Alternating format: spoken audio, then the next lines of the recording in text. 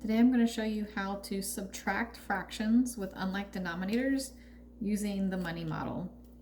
The money model is great to use when your denominator can easily be thought of as coins. So when I think of tenths, I think of dimes because there's 10 dimes in a dollar. And when I think of fourths, I think of quarters because there's 4 quarters in a dollar. So to solve this problem, 3/10 minus 1/4, I'm going to start by converting my fraction into coins.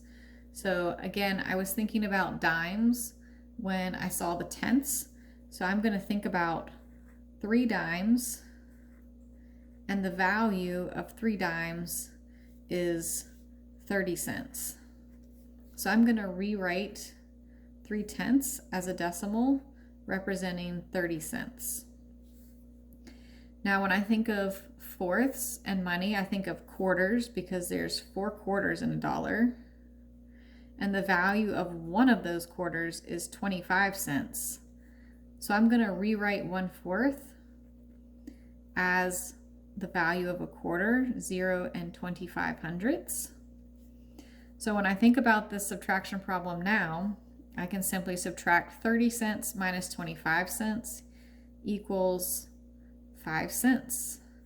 And if I write 5 cents as a fraction, I would actually be writing that as 5 hundredths because that's 5 pennies and there's 100 pennies in a dollar. So 3/10 minus 4/10 equals 5 hundredths. If I wanted to reduce this fraction, I know that 5 goes into 120 times. So I could simplify the fraction, don't have to, but 5 hundredths is also 1/20th. And that's how you use the money model for subtracting fractions with unlike denominators.